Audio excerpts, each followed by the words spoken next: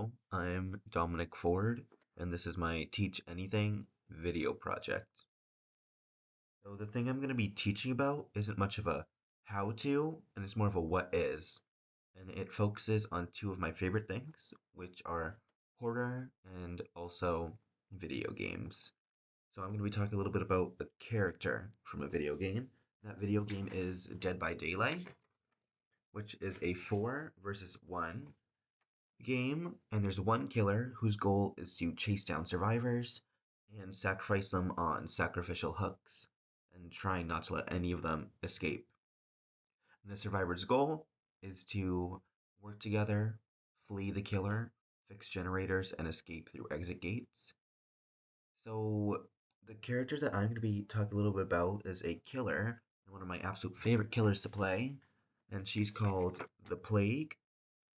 And when she was released as a killer, or a new killer on Dead by Daylight, she was widely considered one of the best killers in the game because of her new ability, which was so great at slowing down that survivor goal of fixing those generators, working together, and saving each other from sacrificial hooks. Because essentially, what she can do is she can projectile vomit, which is a little weird, but she can projectile vomit and infect survivors, generators, doors. Really, anything that survivors can interact with can be infected by her vile purge, is what it's called. So her vile purge spreads very quickly. So if survivors are healing each other and one is healthy and one is sick, then the healthy one will become sick.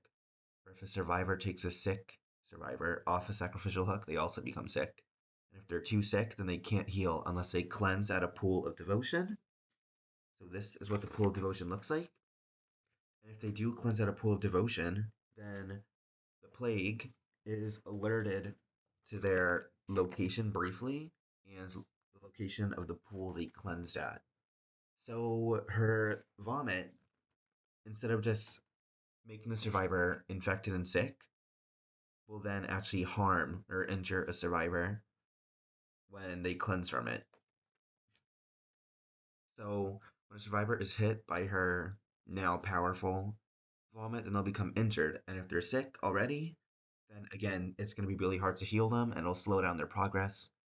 Because if infected survivors touch one another, again, they will become sick.